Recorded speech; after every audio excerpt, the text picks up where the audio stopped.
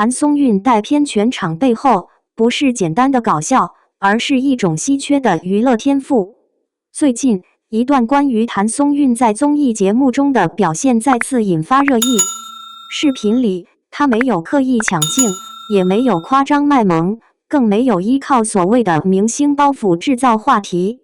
可偏偏就是这样一个看似随意的女孩，却总能在最短时间内把现场气氛彻底带活。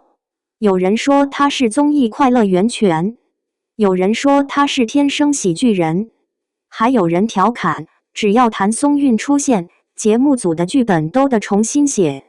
双引号。刚开始看到这些评价时，我其实觉得多少有些夸张，但当认真看完那些节目片段之后，我不得不承认谭松韵身上确实有一种很多明星无法复制的能力，那就是让别人放松。这听起来简单，实际上却非常难。如今的综艺市场竞争越来越激烈，明星越来越多，流量越来越大，可观众却越来越难满足。原因很简单，大家已经看腻了那些按照流程走的节目，也看腻了那些背台词式的互动，更看腻了那些明明不熟却硬要表现得像十几年老朋友一样的工业糖精。相比之下，谭松韵的出现反而显得特别真实。她身上有一种很奇妙的气质，既不像传统意义上的搞笑艺人那样刻意制造笑点，也不像某些流量明星那样时时刻刻担心形象管理。她更像一个误闯娱乐圈的普通女孩，高兴了就笑，惊讶了就喊，玩游戏输了会懊恼，赢了会开心的像个孩子。这种状态看似简单，却恰恰是最难演出来的，因为真实永远比设计更有感染力。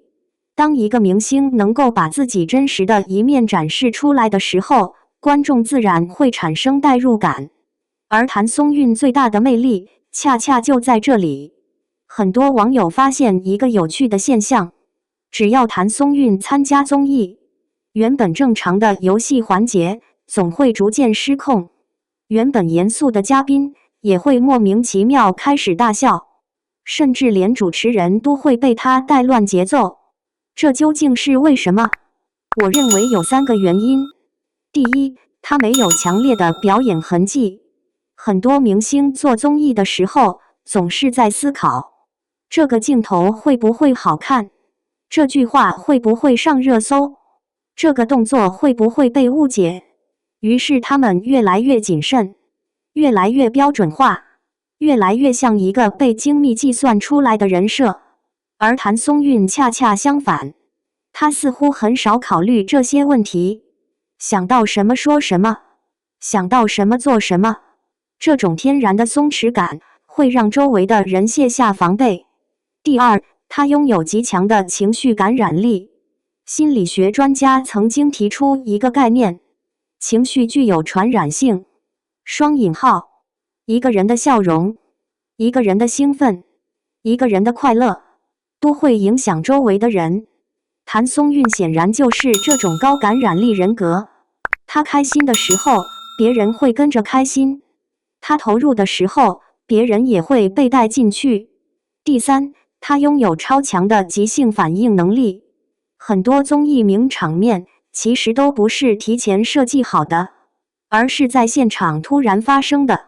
这时候考验的就是艺人的临场反应。从过往节目来看，谭松韵最大的特点就是敢接梗。别人抛一个梗，他能接3个；别人认真回答问题，他能用一个意想不到的角度让全场笑翻。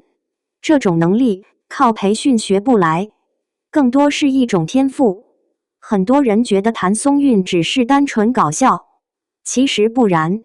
在我看来，她真正厉害的地方是懂得什么时候该闹，什么时候该收。这是一种非常高级的综艺智慧。真正优秀的综艺人不是一直输出笑点，而是掌握节奏，什么时候活跃气氛，什么时候衬托别人，什么时候把镜头让出去。什么时候把焦点拉回来，这些都需要极高的情商。从这一点来看，谭松韵其实比很多人想象的聪明得多。他从来不会为了抢镜而抢镜，也不会为了制造话题而故意夸张。他的搞笑更像一种润滑剂，让整个节目运转得更加自然。这也是为什么很多合作过的艺人都愿意再次与他合作，因为跟他一起工作真的轻松。有影视评论人分析过一个现象，过去10年，观众喜欢的是完美偶像，而现在，观众喜欢的是真实的人。这是整个娱乐产业最大的变化，因为社交媒体时代，信息越来越透明，人设越来越容易崩塌，观众也越来越能分辨什么是真诚，什么是表演。在这种背景下，谭松韵身上的优势开始被无限放大。她不靠绯闻维持热度，不靠争议制造流量，更不靠夸张营销吸引眼球。她给人的感觉始终是舒服，而舒服感恰恰成为当下娱乐圈最稀缺的资源。知名传媒研究学者曾提出一个观点：未来明星竞争的核心不再是单纯的颜值和流量，而是情绪价值。谁能给观众带来快乐，谁就拥有长期竞争力。从这个角度来看，谭松韵显然已经走在很多人的前面。当然，也有人提出不同观点，他们认为谭松韵的搞怪人设背后同样存在团队包装和资本运作。这个观点有道理吗？有，但并不完全正确，因为任何明星的商业价值都离不开团队运营，这是行业规律。问题在于，资本能包装一个人一时，却无法包装一个人10几年。如果一个人的真实状态与人设完全相反，观众迟早会发现。而谭松韵出道多年，无论是剧组工作人员、合作演员还是媒体采访，对她的评价都高度一致：真诚、随和、乐观、接地气。当越来越多的人给出同样的评价时，这就不再只是包装，而是一种长期形成的人格特质。所以我认为，资本或许放大了它的优势，但优势本身是真实存在的。随着相关视频持续传播，网友评论区也热闹起来。有人说，谭松韵真的像开心果，看她笑我也想笑。双引号。有人说，娱乐圈最没有攻击性的女明星之一。双引号。还有网友表示，她最大的魅力就是没有距离感。双引号。明明是明星，却像身边朋友。双引号。